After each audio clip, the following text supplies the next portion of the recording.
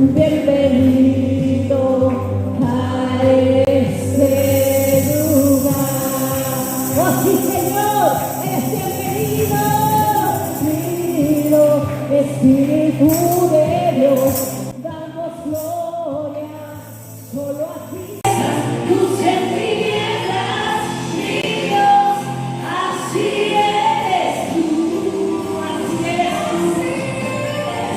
tú, sí, Santo, así eres tú, así eres tú, así eres tú, así eres tú, eres tú, eres milagrosa.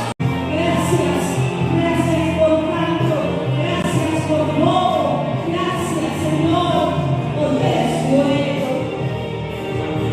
Aleluya, aleluya.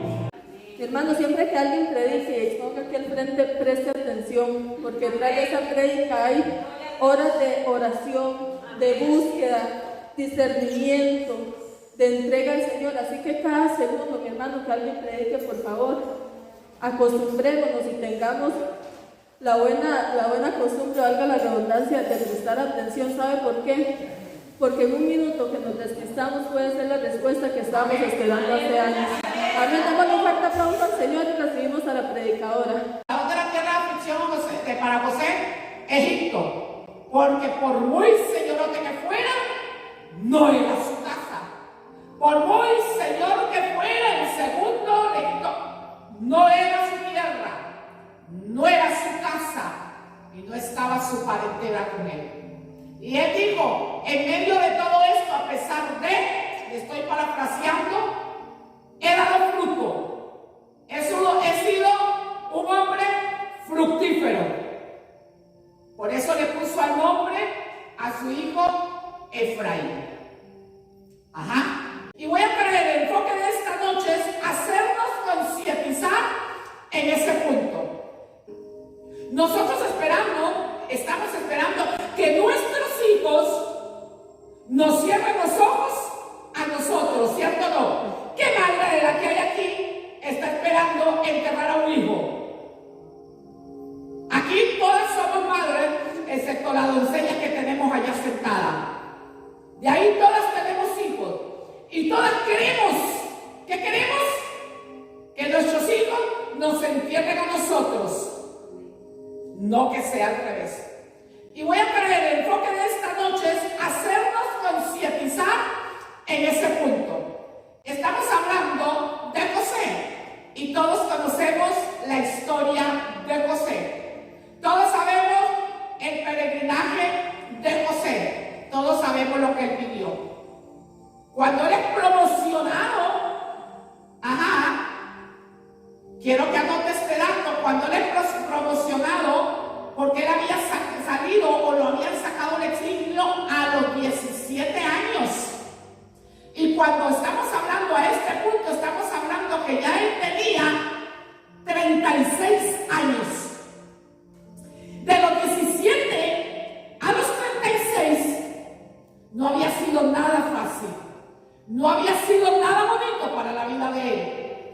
Pero a los 36 años, cuando se cumple la palabra que Dios le había dado, a él anteriormente se había casado con la hija de un alto funcionario, ya lo vimos, ¿verdad? Y Dios le bendice con su primer hijo y le bendice con el segundo hijo. ¿Ok? Y él dice algo, hace una afirmación con el primero y dice, Dios me ha hecho olvidar. Pregunto en esta tarde, en esta noche, ¿qué le ha hecho olvidar? Todas las aflicciones, todos los tragos amargos, el maltrato, todo lo que sufrió de mano de sus propios hermanos. Le aseguro que a él no le dolía tanto lo que había hecho la mujercita aquella. A eso no le dolía tanto. Pasajero era y no era lo que él sabía que él era inocente, que él no tenía ahí cola que le pisaran o que le bajaran. Le dolía lo que sus hermanos habían hecho. ¿Qué le dolía? Que lo habían arrancado por un mero sentimiento de celo de su casa. Lo habían arrancado súbitamente de la casa de su madre. Lo habían privado de mamá y papá. Lo habían privado de aquel ambiente hogareño, de aquel ambiente familiar. Lo habían privado del afecto para con sus hermanos, porque él amaba a sus hermanos. Él no había dejado de amar a sus hermanos a pesar de todo lo que ellos venían manifestando desde hacía mucho tiempo, antes de que hicieran la barbaridad que hicieron, ¿ok? Y él dijo, me es razón más que suficiente. Un hijo, amada hermana, es razón más que suficiente para yo soltar todo aquello que me impida disfrutar de ese hijo.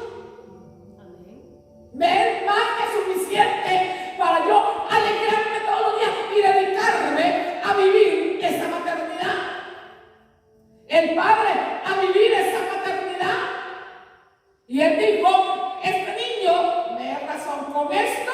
Olvídate, yo no tengo tiempo para más nada. No tengo tiempo para estarme acordando toda la basura que tiraron sobre mí en algún tiempo. No tenía tiempo para eso, hermana. Usted no tiene tiempo para más nada que para más. Para cuidar a su esposo, para cuidar de sus hijos, para cuidar de su relación con Dios. Ese ha de ser nuestra consigna.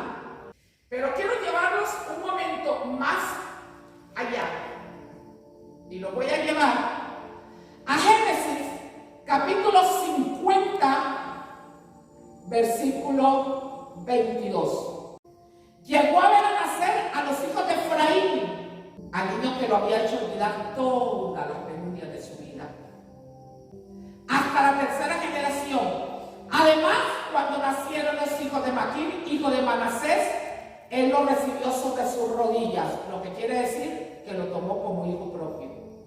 Tiempo después, y aquí es la columna principal del mensaje. Tiempo después, José le dijo a sus hermanos, yo estoy a punto de morir. Pero sin duda, Dios vendrá a ayudarles y los llevará de este país a la tierra que prometió a Abraham, Isaac y a Jacob. José les está diciendo, mis hermanos, mis hijos, por muy bien que estemos, por muy asilo político que nos hayan dado, porque ellos habían entrado bajo un asilo político para contextuarnos al idioma de hoy, al lenguaje de hoy. Por muy bien, porque ellos estaban bien, ya para esas alturas ellos estaban muy bien acomodados. Y cuando José va a morir, José le dice, hey, acuérdense de esto, Dios nos va a sacar de esta tierra. Ni se acomoden tanto, porque no hay nada en este mundo que podamos decir seguro. Todo en este mundo es incierto. Todo es efímero. Todo es muy pasajero. Y ya ellos se habían hecho la idea de que iban a morir. Ellos estaban bien. ¿Para qué querían ir a la tierra de la promesa? ¿Para qué? Si ahí lo tenían todo. Eran extranjeros, pero estaban bien. Y José, antes de morir, les habla y les dice, vuelvo y le repito, Dios vendrá a ayudarnos. De repente ellos en ese momento no entendieron por qué José les estaba diciendo, ¿cómo ayudarnos a qué? Nosotros no necesitamos a Dios, estamos bien. ¿De qué están hablando? ¿Ayudarnos de qué? Alguien necesita una ayuda porque, oye, ayúdeme, tal cosa. Pero ¿por qué no va a sacarse? Aquí estamos bien. ¿Ayudarnos de qué? Pero hay un padre a punto de morir que está manifestando lo que Dios le había puesto en el corazón de él, porque solo Dios conoce el más tarde, el mañana, el pasado, si es que llega para nosotros. Él le dice, Dios le va a venir a ayudar y los llevará de este país. Para ellos no entendía a la tierra que prometió Abraham, a Isaac y a Jacob. Entonces que José hizo que sus hijos, chequen, no sus hermanos, ellos no entendían esto, porque eran familias patriarcales y eran los hombres, y él decía, él le dijo a los hijos, porque cuando esta palabra se diera, ninguno de los hermanos de José iban a estar vivos ya.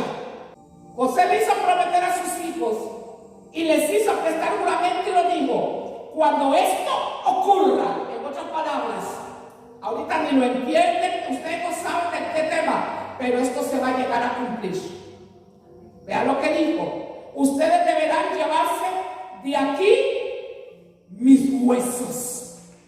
Eso me encanta. Lo que me quiere decir que José nunca se acomodó ni se resignó a no volver a la tierra que el Señor les había prometido a sus antepasados. Eso me habla de una esperanza que José mantuvo en su corazón, que un día él volvería a la tierra que Dios le había prometido a los antiguos patriarcas. Eso me habla de que José dijo, o que él tenía la certeza, sí, de que él iba a morir en Egipto. Ya Dios se lo había dicho a él. Digo, yo voy a morir aquí, voy a morir en esta nación. Porque ese fue el propósito de Dios y el diseño. Todos conocen por qué, para qué, cuándo y dónde. ¿Ok? Pero él dijo, pero ¿sabe qué? En vida yo no voy a dejar Egipto, pero mis huesos se van a ir con ustedes. Ustedes se van. Y tan es así que durante 40 años, amada iglesia, amada hermana, durante 40 largos años, cuando ellos salieron de Egipto, ¿qué cree usted? Iban 40 años, les tocó a sus hijos cargar con los huesos iban dando vueltas, y hay alguien entre sus hijos llevaban los huesos de su padre. Entre sus nietos, bisnietos, se ayudaban a la tarea, porque los huesos pesan, hermana. 40 años dando vueltas en el desierto con los huesos de su padre.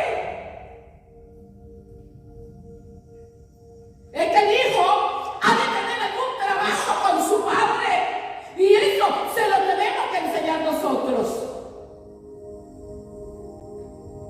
Dice, ¿quién le iba a decir a José? Es que usted y yo, y aquí es donde entra el primer principio. Como usted y yo no sabemos lo que viene a la vuelta de la esquina, que nos puede estar esperando ahí, ¿quién iba a decir que cuando José se muriera, iba a venir en turno tiempo después, cuando ya habían muerto los tíos, cuando ya habían muerto sus protectores, por así decirle, una manera de decirlo, se iba a levantar en Egipto? Vean lo que dice: murieron José y sus hermanos y toda aquella generación. Sin embargo, los israelitas tuvieron muchos hijos, y a tal grado se multiplicaron que fueron haciéndose más y más poderosos, y el país se fue llenando de ellos. Pero llegó al poder en Egipto cuando las cosas cambian. Llegó al poder a Egipto otro rey que no había conocido a José. ¿Sabe qué quiere decir? Sinónimo de que la descendencia de José, que nació en palacio, que era nada más y nada menos Acera, como usted quiere decir, a la madre, una mujer hija de rey, una mujer de digamos, un estatus bastante significativo. Toda esa descendencia lo sacaron del palacio para ir a hacer ladrillo.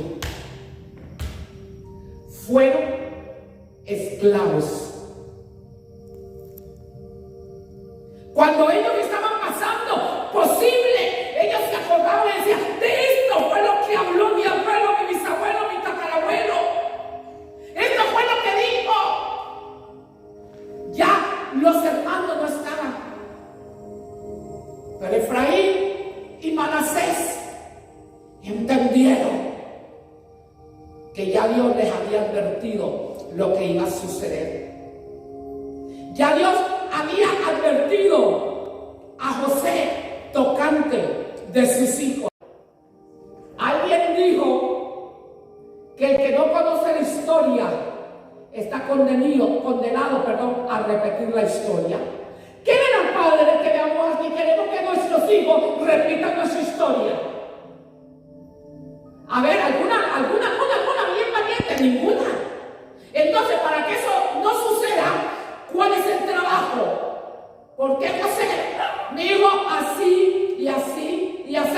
José no sabía, porque es que José no era el sello de seguridad. De repente sus hijos creían, mi tata es un hombre bien poderoso, mi tata es un hombre que tiene bastante empuje en el gobierno, mi tata esto, mi mamá lo otro, ay no, yo aquí estoy. No, el hijo tiene que entender que un día mamá y papá no van a estar. Y que no saben cuándo puede suceder, cómo va a suceder y qué va a hacer de sus hijos. Así es la vida. Un día de eso hablaba con una hermana y la hermana me dijo, y voy a hacer una corrección, yo le dije, Señor, déjame a mis hijos hasta que sean grandes y que se puedan valer por sí mismos. Yo le he dicho a Dios que no puede llevarse a los hijos a mí hasta que mis hijos no están grandes. ¿Quién dijo eso? Eso no es irreal. Madres han dejado bebés, han dado a luz y ahí muere. Pero usted y yo no estamos programadas para eso. José le dijo, ustedes, Dios los va a venir a rescatar. Cuando ellos estaban, todos los 400 y cacho de años que se tomaron, imagínense cuántas generaciones, ahí entendieron la descendencia de José, que ahí ellos no tenían privilegios. Usted sabe lo que es que le digan, oiga, que descansen estas bendiciones sobre la cabeza de José, sobre la frente del escogido de sus hermanos. Y cuando Jacob bendice a los hijos antes de morir, le da una bendición a José que usted diría, están blindados. Los hijos de José, la generación de José quedó blindada. ¿Sabe qué es un carro blindado, verdad? La generación de José quedó vacunada. La generación de José está rodeada de hierro. Nada la puede tocar. ¿Quién dijo eso? Eso no es lo que decía. Eso no era el significado de la palabra. Porque fueron a esclavitud. Estamos cumpliendo un rol importantísimo en esa casa. Usted y yo estamos cumpliendo una misión y usted se va a encargar que tan firmes los cimientos de esa misión que usted está poniendo en sus hijos. Aquí no estoy hablando de sus esposos, estoy hablando de usted como madre. Como decía, estoy muy bien, mis hijos están bien, en mi casa nada falta, soy un hombre reconocido. Dice que cuando Job llegaba, los hombres se levantaban y le hacían reverencia. ¿Pero qué le sucedió? Para casi ir buscando el final. ¿Qué sucedió? ¿Quién iba a contar a Job que en 24 horas sus hijos ya no iban a estar? Ahí fue diferente, él enterró a sus hijos. ¿Quién iba a decir a esa madre? Usted puede creer, un hombre era un magnate en ese entonces. ¿Qué les podía faltar? Podían vivir muy bien, podían tenerlo todo. Pero es que los designios de Dios usted y yo no lo conocemos, mamá. El propósito de esta noche es establecer cuál es el rol en nuestra casa y el tiempo, ya sea poco o mucho, aprovecharlo.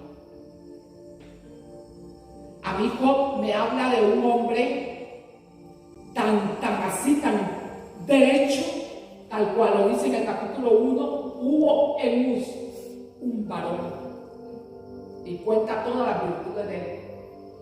Vea qué tronco de padre, que todos sus hijos, cada vez que cada uno de ellos cumplía años, ¿usted se imagina las fiestas de Job? De los hijos de Job, si eran gente con un poder adquisitivo terrible, ¿qué podía faltarle a ellos, hablando en términos de hoy?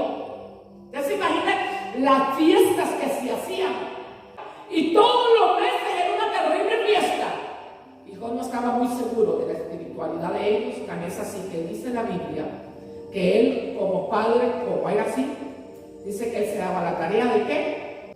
Dice que al 8 día él se levantaba y levantaba un altar a Jehová. Y iba y se humillaba delante de Dios. Decía, Señor, yo no sé qué fueron a ver, cuál fue la actitud de nosotros, qué hicieron. Si te ofendieron o no te ofendieron, Señor, pero él no les tenía mucha confianza a sus hijos, más luego dice que él se humillaba. Decía, Señor, perdón, yo te pido perdón por todos ellos, hasta las hijas iban en la colada. Yo te pido perdón por si han pecado contra ti, por si te han ofendido. Ese hombre vivía de rodillas, ese hombre vivía de altar en altar todos los meses. Todos los meses era lo mismo. Al hijo hay que decirle que tiene una responsabilidad sobre su alma. Hay que irlo concientizando desde ya. Hay unos muy pequeñitos que todavía no lo entienden. Pero ¿a quién le toca hacerlo? ¿A quién le toca velar por ellos? Le toca a ella. Le toca a usted. Le toca a usted. Le toca a usted. Le toca a usted. A usted le toca sobre el más pequeño, porque el grande ya es responsable de sí mismo. Ya él no echa la colada porque mamás no. ¿A quién le toca? A ellos, por Adielito, porque ellos ya son responsables de sí mismos. Si el Señor la llama a su presencia y ellos se lo han hecho saber a sus hijos, testigo soy. Pero dice que Job todos los meses, ¿qué es eso? ¡Qué bueno! Pero también tiene sus pros y su contra. ¿No? Que sus hijos sientan asentar responsabilidad delante de Dios, que ellos la asuman. Y dice que Job venía y ¿qué hacía? Sus hijos acostumbraban a turnarse para celebrar banquetes en sus respectivas casas. Banquetes. Una vez terminado el ciclo de banquetes, Job se aseguraba de que sus hijos se purificaran. Job andaba ya de ellos y eran viejos. Que se purificaran. Muy de mañana ofrecía holocausto por cada uno. Oiga, un holocausto por cada uno. No era que no. En la misma mañana, ok, este holocausto por fulano, este holocausto por fulano, este holocausto por fulano, ¡ay, Dios mío! Todos los meses lo mismo. Este holocausto ahora por las doncellitas. Todos los meses lo mismo. Y un día, si alguien hubiera dicho a ellos lo que iba a pasar, simplemente pasó. Y ustedes conocen la historia. El Señor le da permiso. Ahí está. Porque Dios sabía la integridad del varón. Pero aquí vengo para ir buscando. ¿Y la madre? ¿A dónde estaba el papel de la mamá ahí? Y la madre, el dolor. Y no se juzga jamás. ¿Saben lo que es esa madre que el mismo día llegara y me leyera? Surprise. ¿Cómo no cayó muerta? Perder a todos sus hijos el mismo día. ¿Usted sabe lo que es perder 10 hijos el mismo día? En un mismo momento. En un mismo evento. No lo soportó. No lo soportó. Pero es que hay que ver los dos marcos. Y todos sabemos el resto, y ahí concluyó con Job. ¿Qué terminó ella? Haciendo más duro el dolor sobre Job. ¿Usted cree que a Job no le odió? Que sus hijos, obviamente en lo material se recupera, pero ¿y los hijos? Él no sabía lo que iba a pasar años después, la longevidad que Dios le iba a dar. Pero ellos no sabían que años después iba a volver a, lo que sí dice que la Biblia volvió a ser papá, que tuvo sus hijos y que tuvo unas hijas, pero era una preciosura de mujeres, unos nombres que tenían, que eran Yasmina o Yasmín, me dicen algunos, depende cómo se quiera llamarla, Cecia, Canela, Paloma. Dice que eran las mujeres más bellas que podía existir en esa tierra. Pero la mamá no lo soportó. No soportó la noticia. ¿Y qué hizo? Cuando ella dijo, maldice a Dios, era porque ya ella lo había maldecido en su corazón. Antes de que ella le dijera, oh, maldícelo, ya ella había maldecido a Dios, porque Dios se había atrevido a quitarle a sus hijos.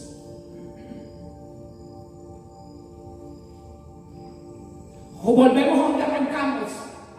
Llévenme, ustedes van a pasar de lo que nos enseña esta historia, madres amadas, de que no entendemos lo que va por venir.